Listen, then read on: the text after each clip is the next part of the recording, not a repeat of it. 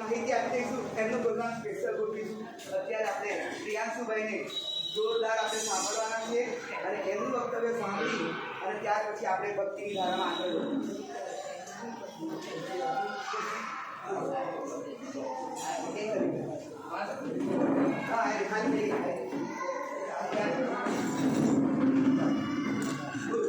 બધા એક નૌકા ગણો.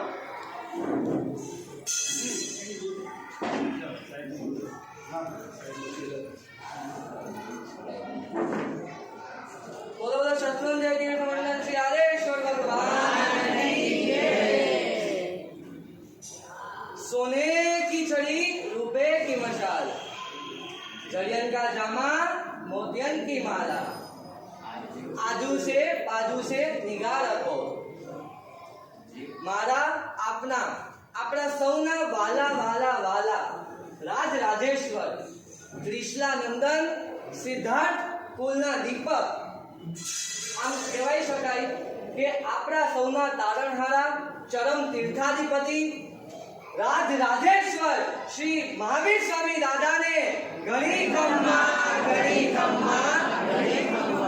બધા સાથે મળીને એવા શ્રી મહાવીર સ્વામી દાદાને ઘણી ખમ્મા આમ કહી શકાય કે સૂર્ય છે ને એવો ગ્રહ કે એના પ્રકાશથી બધા જ તારાઓ ઝાંખા પડી જાય. જ્યારે સૂર્ય ચમકે ને બધા જ તારાઓનો પ્રકાશ ઓછો થઈ જાય. આપણા સંઘનું પુણ્ય કયો, આપણા સંઘનું આમ કહી શકાય એવી લાગણી કયો એ ગુરુદેવની, કે એ ગુરુદેવનો સ્વભાવ કેવો, એક એવો સૂર્ય કે જેના પ્રકાશથી બધા તારાઓ ઝાંખા નથી પડતા, પરંતુ એ સૂર્યના પ્રકાશથી બધા જ તારાઓ ટમટમી ઉઠે છે. એવા પરમ પૂજ્ય ગુરુ ભગવાનના ચરણોમાં કોટીશ વંદન. સાથે સાથે અહીં બિરાજમાન સાધ્વીજી ભગવંતોના ચરણોમાં પણ કોટી વંદન. કાલના દિવસે જે પ્રમાણે સાહેબજીએ રૂપરેખા બતાવી એ પ્રમાણે આપણે દાદાનો જન્મ કલ્યાણ મહોત્સવ ઉજવવો છે. જ્યાં સુધી છે ને માં દૂધ આપે ત્યાં સુધી જે માને સાચવે, માની કદર કરે એને પશુ કહેવાય. જ્યાં સુધી માં પરણાવે નહીં ત્યાં સુધી જે માની કદર કરે એને અધમ મનુષ્ય કહેવાય. જ્યાં સુધી માં ઘરનું કામ કરે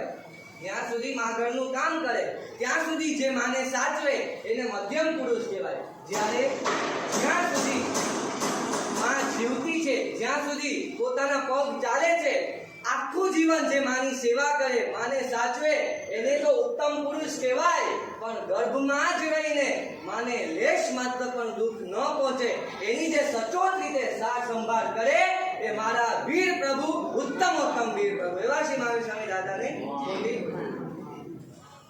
આપણે બધા તો કેવું કે ગર્ભમાં તો કઈ વિચાર ન કરી શકે, બહાર આવીએ તો પણ મમ્મીને દુઃખ પહોંચે ના પહોંચે, ક્યારેક એવા વચનો બોલી રહે કે માને અંદર સુધી દુઃખ પહોંચી જાય. જ્યારે મારા મહાવીર સ્વામી દાદા એવો માતૃ પ્રેમ કે હું મારો એક અંગ પણ હલાવીશ નહીં, કે જેથી કરીને માને જરા પણ દુઃખ પહોંચે.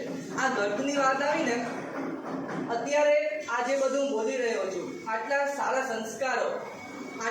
સંસ્કારોનું સિંચન જે મારી અંદર થયું છે, આ ગર્ભ સંસ્કારનો પ્રભાવ છે. મારો અત્યારે જન્મ કલ્યાણ તો સમજાવવું છે, પણ એક નાનકડો ટોપિક એમ કહી દઉં કે આ જે બધું પણ શીખ્યો છું, જે આચાર્ય ભગવંતો થઈ ગયા, હેમચંદ્રાચાર્ય ભગવંત અને બીજા ઘણા બધા ઉપાધ્યાય ભગવંતો થઈ ગયા, એમનું ગર્ભ સંસ્કરણ થયું હતું. જ્યારે બાળક ગર્ભમાં હોય ને ત્યારે એને જો સારા સંસ્કારો આપવામાં આવે, આપણને શું કે મોટો થશે પછી સારા સંસ્કાર આપશું, પણ માતાની કમ્પ્લેન શું છે કે દીકરો મારું સાંભળતો નથી, ટીવી મૂકવાનું કહું આખો દિવસ મોબાઈલ ટીવીમાં ચોટ્યો રહે છે. પણ કેમ? ગર્ભમાં હતો ત્યારે સારા સંસ્કારો આપ્યા. અત્યારે જ્યારે હું આટલું બધું બોલી રહ્યો છું, કેમ? ગર્ભમાં હતો ત્યારે સારા સંસ્કારોનું ત્યારથી જ સિંચન કરવાનું શરૂ થઈ ગયું હતું. માટે જો ઘણા બધા આચાર્ય ભગવંતો કહે છે કે ગર્ભ સંસ્કરણ કરાવવું જોઈએ, અને થોડી વાર પછી મારી મમ્મી સમજાવશે ગર્ભ સંસ્કાર શું. આચાર્ય ભગવંતો પણ કહે છે કે ગર્ભ સંસ્કાર કરાવવો હોય તો એમની પાસે. કેમ? કારણ કે એ સાચું આપણું જૈન વિધિપૂર્વક છે, કંઈ બીજું નથી. આપણું જૈન શાસ્ત્રોમાં એનો ઉલ્લેખ છે. તો એ ગર્ભ સંસ્કાર જ્યારે મહાવીર સ્વામી દાદા કૃષ્ણા માતાના ગર્ભમાં હતા ત્યારથી જ એમનું પણ ગર્ભ સંસ્કરણ ચાલુ થઈ ગયું હતું. માતા જરા પણ એ પોતાના પુત્રને દુઃખ ન થાય એના માટે કાંઈ પણ એક ઉપદ્રવરૂપ ન બને એ માટે તીખું નહીં ખાવાનું. બીજું આપણને બધાને ખબર જ છે, જરા પણ પુત્રને દુઃખ ન પહોંચે એની સાર સંભાળ લેતા. મધ્યરાત્રિનો સમય કૃષ્ણ માતા અર્ધ નિદ્રામાં સૂતા હતા એમની શૈયા પર. જ્યારે 14 માળ સ્વપ્નો આકાશમાંથી નીચે ઉતરતા નિહાળે છે. એ ઘડી એ સમય કેવો હશે? કૃષ્ણ માતા એક પછી એક સ્વપ્ન પોતાના મુખમાં પ્રવેશતો હોય એવા સુમધુર દ્રશ્યને નિહાળે છે. એક પ્રશ્ન અહીં બેઠેલ દરેક વ્યક્તિને, દરેક ભાગ્યશાળીને મારે પૂછવો છે. 14 સ્વપ્નોની વાત કરી, ભાઈઓમાંથી મને લાગે છે આવડશે, પણ બહેનોમાંથી તો આવડી જ જશે. મારી આશાને જાળવજો. એક એવું સ્વપ્ન કે જેમાં 2 પરમાત્માના લાંછનનો સમાવેશ છે.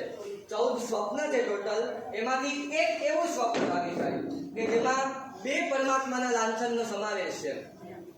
ખબર છે કોઈને? 2 પરમાત્માના લાંછનનો સમાવેશ. 14 સ્વપ્ન એકવાર માઇન્ડમાં જોઈને ઉતારી લો ને સમજાઈ જશે. યસ, ફૂલની માળા કયા 2 પરમાત્માનું લાંછન છે? એમાં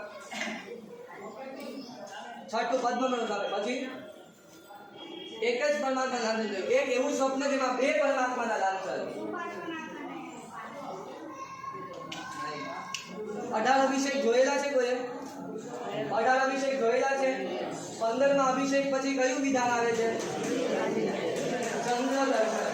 ચંદ્ર જો કોઈ નજીકથી નિહાળ્યો હોય, ચંદ્ર નીચે હોય એની ઉપર હરણ હોય એટલે કે મૃગ હોય. મૃગ કોનું લાંછન છે? શાંતિનાથ દાદાને. અને ચંદ્ર સરસ સરસ બહુ સરસ. આનો જવાબ એ છે કે ચંદ્ર એ સ્વપ્નની અંદર 2 પરમાત્માના લાંછન આવેલા છે. એક ચંદ્ર એટલે આત્મા પરમાત્માનું, અને ઉપર મૃગ હોય છે, હરણ હોય છે, તે સ્વમાં સંન્યાસ ભગવાન. આ પ્રમાણે એમનો પ્રશ્ન છે, જવાબ. આ રીતે સ્વપ્ન એક પછી એક કૃષ્ણ માતા પોતાના મુખમાં પ્રવેશ કરતા જુએ છે. હવે જ્યારે આ બધો જ દ્રશ્ય થાય છે, આ બધી જ ઘટના જ્યારે થઈ જાય છે, ત્યારે કૃષ્ણ માતા દોડતા દોડતા સિદ્ધાર્થ મહારાજાના કક્ષમાં જાય છે. સિદ્ધાર્થ રાજાને કહે છે, હે રાજન જાગો, હે રાજન જાગો. ત્યારે સિદ્ધાર્થ મહારાજા પૂછે છે કે મહારાણી, એવું તે શું થયું? અત્યારે મધ્યરાત્રિનો સમય, કાંઈ ઉપદ્રવ, કાંઈ વિઘ્ન તો નથી થયો ને? અને કૃષ્ણ માતા બધી જ જે પણ હકીકત થઈ હતી, એક પછી એક જે પણ સ્વપ્નને નિહાળ્યા હતા એ બધું જ કહીને સંભળાવે છે. સિદ્ધાર્થ મહારાજા બધું જ શાંતિપૂર્વક સાંભળે છે, પોતાનું ચિંતન કરે છે, શું હોઈ શકે અર્થ કૃષ્ણ માતાને કહીને સંભળાવે છે. બીજા દિવસે જ્યોતિષીઓને, મહાઋષિઓને બોલાવવામાં આવે છે. સાચો શબ્દ કહું તો સ્વપ્ન પાઠકોને બોલાવવામાં આવે છે કે સ્વપ્નનો અર્થ શું હોઈ શકે. કાલના દિવસે આપણે જ્યારે જોઈશું, સ્વપ્ન પાઠકો, જ્યોતિષીઓ આવશે, શું છે એનો અર્થ, એ બધું કાલે સમજાવશે. એ બધું જ થાય છે. અને મહાવીર સ્વામી દાદાનો આપણે જન્મ કલ્યાણક શું છે એ તરફ પ્રયાણ કરીએ. જ્યારે બધા જ ગ્રહો, તમામ ગ્રહો ઉચ્ચ સ્થિતિને ભોગવતા હતા, જ્યારે સુકાર પ્રવર્તતો હતો, જ્યારે ચારેય તરફ સુમધુર એવો લય સંભળાતો હતો, જ્યારે બધા જ લોકો હર્ષામર્ષમાં મગ્ન હતા, જ્યારે ચારેય બાજુ આમ કહી શકે દુઃખનો એક માત્ર અંશ પણ જોવા મળતો ન હતો, જ્યારે બધા જ નક્ષત્રો સુકર હતા, સારા હતા, બધા જ ગ્રહો ઉચ્ચ સ્થિતિને ભોગવતા હતા, એવા શુભ નક્ષત્રમાં રોગ રહિત એવા ત્રિશલા માતાએ રોગ રહિત એવા પુત્ર રત્નને જન્મ આપ્યો.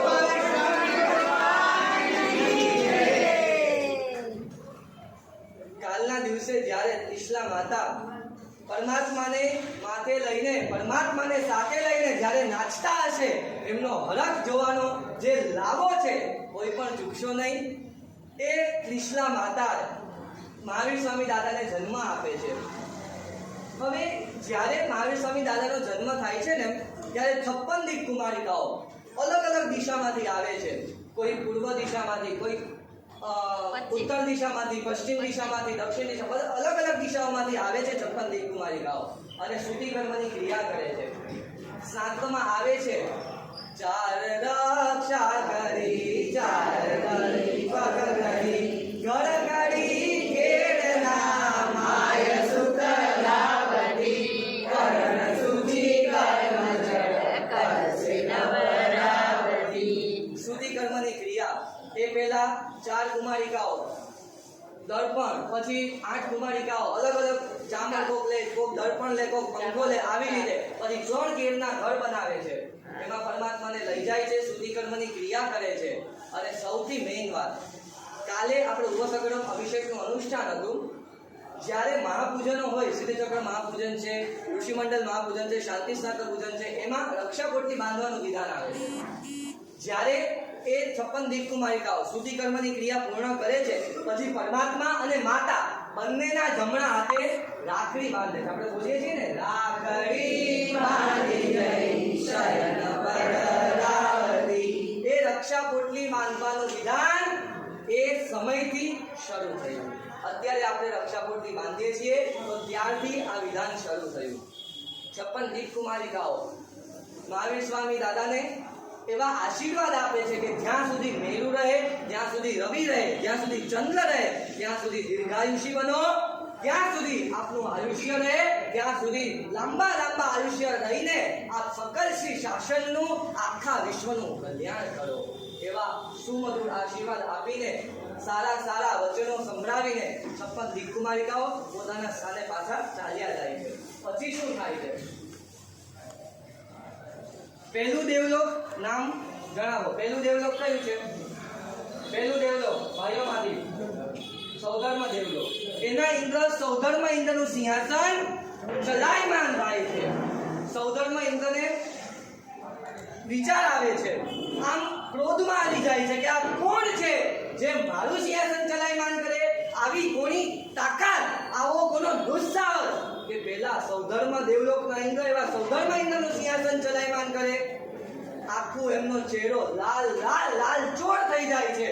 અને જ્યારે તેઓ પોતાના અવધિ જ્ઞાનનો ઉપયોગ મૂકે છે ત્યારે તેમને ખબર પડે છે કે આ તો 3 લોકના નાથ દેવાદી દેવ એવા પરમ કૃપાળુ પરમાત્માનો જન્મ થયો છે. શિવલા કે દિન જનમી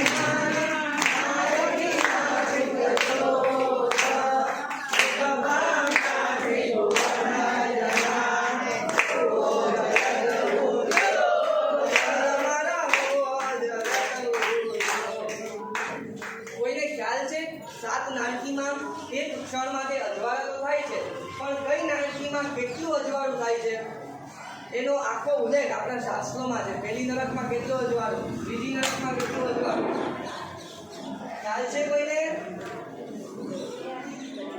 પહેલી નાળકીમાં સૂર્ય જેટલો પ્રકાશ કરે એટલો પ્રકાશ, બીજી નાળકીમાં સૂર્ય જ્યારે વાદળામાં હોય અને ત્યારે જેટલો પ્રકાશ થાય એટલો પ્રકાશ બીજી નાળકીમાં, ત્રીજી નાળકીમાં ચંદ્ર જેટલો પ્રકાશ, ચોથી નાળકીમાં એ જ રીતે ચંદ્ર જ્યારે વાદળામાં હોય ત્યારે જેટલો પ્રકાશ કરે એટલો પ્રકાશ, પાંચમી નાળકીમાં ગ્રહ જેટલો પ્રકાશ, છઠ્ઠી નાળકીમાં નક્ષત્ર અને સાતમી નાળકીમાં તારા જેટલો પ્રકાશ. આ રીતે ઘટતું જાય છે. પણ એવું એક પણ જીવ નહીં હોય કે જેને ક્ષણભર માટે પણ સુખની અનુભૂતિ ન થાય. આ છે મારા દાદાનો અતિશય. પરમાત્માને એ જ્યારે જન્મ સૌધર્મ ઇન્દ્રને ખબર પડે છે ત્યારે સિંહાસન પરથી ઊભા થઈ જાય છે. 7-8 ડગલા આગળ આવીને સક્રસ્તવથી પરમાત્માની સ્તવના કરે છે. એ સક્રસ્તવ એટલે કે મોટું બૃહદ નમૂદગુણામાં આપણે કહી શકીએ. તો સક્રસ્તવથી પરમાત્માની સ્તવના કર્યા બાદ હરિણ ગમેશી દેવને આજ્ઞા કરે છે કે હે દેવતા, સુઘોષ ઘંટ વગાડીને તમામ દેવદેવીઓને સૂચન કરો કે પરમાત્માનો જન્મ થયો છે. અત્યારે હું વક્તવ્ય રૂપે આ બધું જ સમજાવી રહ્યો છું.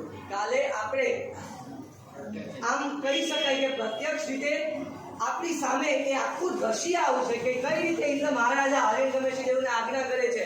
આખું દ્રશ્ય કાલે જોવા મળશે. એ હરિણ ગમેશી દેવ સુઘોષ ઘંટ વગાડીને બધા જ દેવદેવીઓને સૂચન કરે છે કે હે દેવતાઓ, હે દેવીઓ, 3 લોકના નાથ એવા પરમાત્માનો જન્મ થયો છે.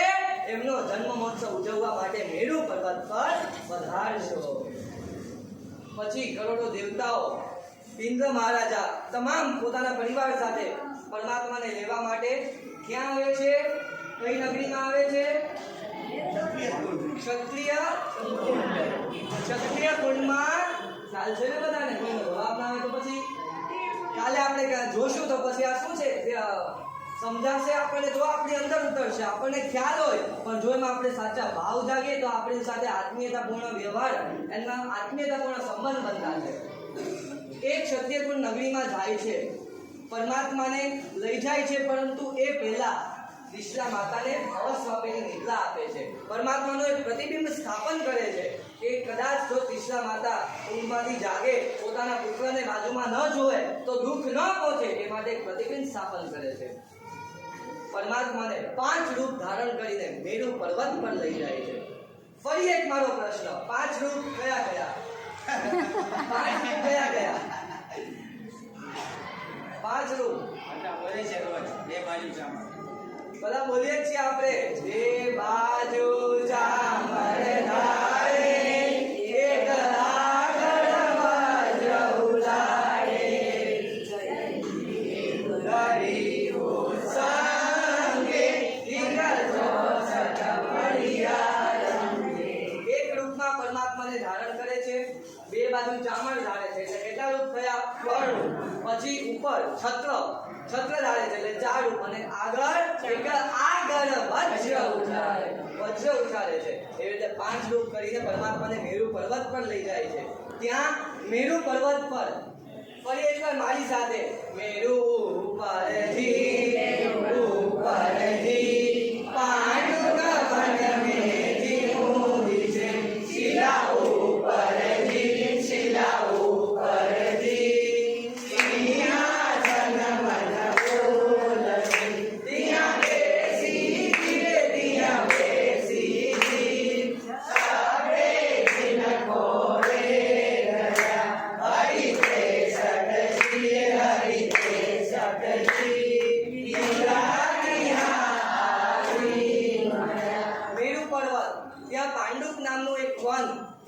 શિલા પર સિંહાસન સ્થાપેલું હોય છે.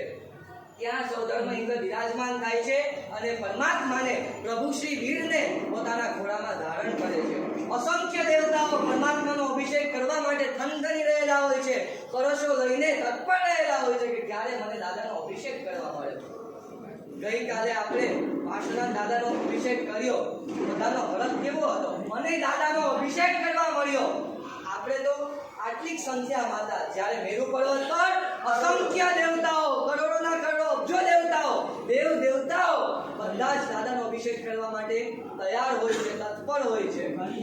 હવે એ સમયે સૌધર્મ ઇન્દ્રને વિચાર આવે છે, શંકા થાય છે કે જો આટલા દેવતાઓ સાથે મળીને પરમાત્માનો અભિષેક કરશે તો આટલા નાના પ્રભુ, આટલા બધા અભિષેકની ધારા શું પરમાત્મા સહન કરી શકશે? કેવી શંકા કરે છે? પરમાત્મા નાના છે અને કરોડો દેવતાઓ સાથે મળીને અભિષેક કરશે તો શું સહન કરી શકશે? જીવી શકશે? ત્યારે પરમાત્મા શું ચમત્કાર કરે છે?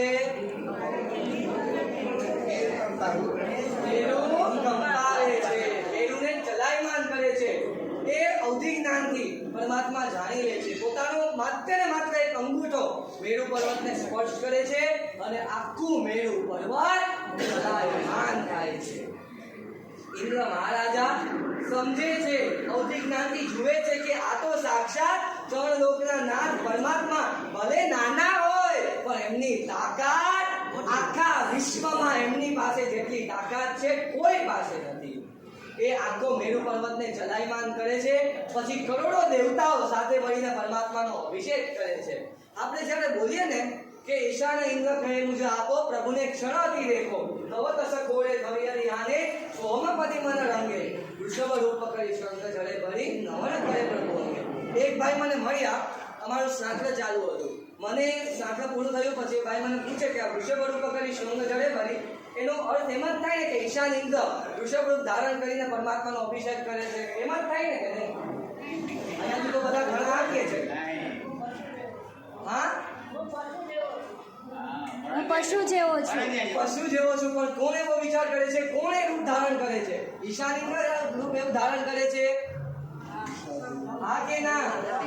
સૌધર્મ ઇન્દ્ર, ઈશાન ઇન્દ્ર સૌધર્મ ઇન્દ્રને કહે છે કે બે ક્ષણ માટે, થોડા ક્ષણો માટે મને પરમાત્મા આપો, મારે એ પરમાત્માને મારા ખોળામાં રાખવા છે, ખોળામાં ગ્રહણ કરવા છે. પછી સૌધર્મ ઇન્દ્ર પરમાત્માને કહે છે કે હું તો એક ભરતિયા જેવો પણ નથી, તેના કરતાં પણ નીચ સ્થિતિનો છું, પણ મારે આપની ભક્તિ કરવી છે, આપનો અભિષેક કરવો છે. ભરતિયાનું રૂપ ધારણ કરી પોતાના શિંગડામાં જળ ભરી, અભિષેકનું જળ ભરી પરમાત્માનો અભિષેક કરે છે. પછી સૌધર્મ ઇન્દ્ર પરમાત્માને લઈને પાછળ ક્ષત્રિયકુળ નગરીમાં આવે છે. ક્ષત્રિય નગરીમાં આવે છે. જે અવસ્થાપીની નિદ્રા આપી હતી એ હરી લે છે, સાથે સાથે જે પ્રતિબિંબ આપ્યું હતું, પ્રતિબિંબ મૂક્યું હતું એ પણ હરી લે છે. અને છેલ્લે એ એવું કરે છે કે આમાંથી 50% ને ખબર હશે, 50% ને નહીં ખબર હોય. પરમાત્માના અંગૂઠામાં શું સિંચન કરે છે? એનું સિંચન કરે છે પંચ કલ્યાણકની બીજી ધાર, છેલ્લી ગાથા, એની છેલ્લી લીટી એમાં આવે છે મારી અંગૂઠે અમૃત ગયાનંદીશ્વરે. પરમાત્માના અંગૂઠામાં અમૃતનું સિંચન કરે છે. આપણને ખ્યાલ જ છે કે પરમાત્મા બાળપણમાં એ અમૃતપાન જ કરે છે. આ રીતે દાદાનો અભિષેક કરવા માટે કરોડો દેવતાઓ ખરીદી રહેલા હોય છે, દાદાનો અભિષેક કરે છે. સૌધર્મ ઇન્દ્ર પાછા મૂકવા આવે છે. ત્યારબાદ જ્યારે પ્રિયંવદા દાસી નાચતી નાચતી, દોડતી દોડતી એક કરી છે, દેખો આઈ આઈ આઈ દેખો પ્રિયંવદા, દેખો આઈ આઈ આઈ દેખો પ્રિયંવદા. નાચતી નાચતી, દોડતી દોડતી સિદ્ધાર્થ મહારાજાને સમાચાર આપવા એમની પાસે જાય છે. સિદ્ધાર્થ રાજાને ઘણું લબડાવે છે કે આમ છે, પણ આમ કહેવાય ને જલેબીની જેમ વાતને ગોળ ગોળ ફેરવે છે. શિષ્યો કઈ નથી રહેતી કે હા દાદાનો જન્મ થયો છે, એમ કઈ રીતે ત્રણ લોકના નાથનો જન્મ થયો છે એમને ડાયરેક્ટ સમાચાર કેવી રીતે અપાય? ઘણું લબડે છે. અને સિદ્ધાર્થ મહારાજા ક્રોધિત થઈ જાય છે, હવે જો તું મને નહીં કે તો મારાથી ભૂલું કોઈ નહીં. છેલ્લે પ્રિયંવદા દાસી એમને સમાચાર આપે છે કે જેના માટે આપ આટલા સમયથી તત્પર હતા એવા ત્રણ લોકના નાથનો જન્મ આપના કુળમાં થયો છે. બોલો બોલો. સિદ્ધાર્થ મહારાજાનો એ સમયનો ચહેરો, એ સમયનો હરખ જોવા જેવો હતો. આખા નગરમાં, આખી નગરીમાં એલાન કરે છે કે 10 દિવસના મહોત્સવનું આયોજન કરો. વધામણાનો કાર્યક્રમ રાખે છે. એક એવું કાર્ય કરે છે કે જેની આપણે કલ્પના પણ નહીં કરી હોય. જેટલા પણ કેદીઓ જેલમાં હતા, કાળકોટડીમાં હતા, બધાને છોડી મૂકવામાં આવે છે. કેમ? કારણ કે દાદાનો જન્મ મહોત્સવ છે. કોઈ પણ વ્યક્તિને દેશ માત્ર પણ દુઃખ ન હોવું જોઈએ. બધા જ કેદીઓને છોડી મૂકે છે. 10 દિવસનો મહોત્સવ યોજવામાં આવે છે. અને દાદા, એ મહાવીર સ્વામી દાદા, એમની એવી તો કેવી પુણ્યની જોડ, એમની એવી તો કેવું પુણ્ય. જ્યારે એમનો જન્મ થયો ને એ પહેલા જ્યારે ગર્ભમાં હતા ત્યારથી જ એ ધન ધાન્યની વૃદ્ધિ શરૂ થવા લાગી. અને જન્મ થયો પછી તો આપણે કલ્પના પણ ન કરી શકીએ એવી પૈસાની, ધન ધાન્યની બધાની વૃદ્ધિ થવા લાગી. અને તેથી એમનું નામ પડ્યું વર્ધમાન સ્વામી. આ દાદાનો કાલે જન્મ કલ્યાણ મહોત્સવ આપણે ઉજવવાનો છે. જ્યારે અમારે જામનગરમાં જ્યારે આદિનાથ દાદાનો જન્મ કલ્યાણ ઉત્સવ ઉજવવામાં આવ્યો હતો ને, એક સરસ મજાની સાઈડથી એક સરસ મજાની સ્કીમ રાખવામાં આવી હતી. એક આમ કહી શકાય ઇવેન્ટ રાખવામાં આવ્યો હતો. રજોરણ મંગાવ્યા હતા, ઓગા મંગાવ્યા હતા. જેમને પણ એ ઓગા જોઈતા હોય, ચડાવો બોલવામાં આવ્યા હતા, બધાને એ ઓગા આપવામાં આવ્યો હતો. મને પણ એ ઓગો મળ્યો હતો, સાહેબજી આપ્યો હતો.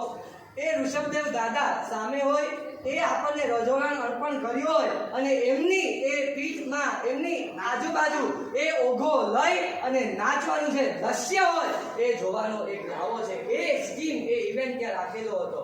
એ દાદા આપણી બધાની કલ્પના હોય કે આપણને પણ દાદા રજોરણ આપે, અને દાદાનો જન્મ થઈ ગયો અને દાદા આપણને રજોરણ આપતા હોય એવું આખું ઇવેન્ટ ત્યાં ઊભું કરવામાં આવ્યું હતું. અને કાલે આપણે એક મેઇન ઇવેન્ટ કહી શકીએ કે ત્રિશલા માતા જ્યારે પરમાત્માને લઈને નાચશે એ જોવાનું કોઈ પણ ચૂકશો નહીં. આજના દિવસે સમયની મર્યાદા છે. સાહેબજી મને આટલો ટાઈમ આપ્યો હતો. હા, મેઇન હાલરડું, બધાને હાલરડું ઝુલાવવા મળશે. બધા જે પારણું આપણે કહી શકાય કે પારણું ગીત એટલે હાલરડું ગીત બધાનું સંગીત સાથે. હા, ગીત સંગીત સાથે બધી માતાઓનું એવું સપનું હોય કે મારે પણ પ્રભુ શ્રી વીરનું હાલરડું, પરમાત્મા શ્રી વીરનું પારણું ઝુલાવવું છે, એમનું હાલરડું ગાવું છે. ભૈયારું આખું બધાએ લાભ લીધો છે વાહ ભાઈ વાહ, ખૂબ ખૂબ સરસ. 17 થાળનું સત્તર સાલો, વાહ ભાઈ. મામા મામી કોઈ બધાએ આદેશ લીધા છે અને બધા સ્વદ્રવ્ય ચડાવવાના આ ફૈબા કેટલા હોંશીલા હશે. એટલા હોંશીલા બધા સ્વદ્રવ્ય બધાએ આખું બેન્ડ સંગીત સાથે એમને દરબારમાં એન્ટ્રી આપવામાં આવશે. ભગવાનનો પરિવાર કાલે એવો માહોલ ઉભો થઈ જશે કે પરમાત્મા અહીંયા સાક્ષાત એમનો જન્મ થયો છે અને પૈયારું આવીને એમનું પારણું ઝુલાવે છે, હાલરડું ગાય છે. આજે બોલો મહાવીર સ્વામી ભગવાન કી જય. બોલો આજે આટલો આનંદ છે તો કાલે કેટલો આનંદ હશે. કાલે આના કરતા આમ કહી શકાય 100 ગણો, અસંખ્ય ગણો કાલે આનંદ હશે. એક તો સકલ શ્રી સંઘ પધારશે, શ્રાવક શ્રાવિકાઓ સાધુ સાધ્વી ભગવાન તો પધારશે, પરમાત્માનો જન્મ મહોત્સવ, આટલા કલાકારો આપણને સાત દ્રશ્ય રીતે એ બધું સમજાવશે, દેખાડશે. કોઈ પણ વૃક્ષોને અવિધિ આશ્રતના પરમાત્માની આજ્ઞા વેળું કાંઈ પણ બોલાઈ ગયું હોય તો દિવ્ય બોલો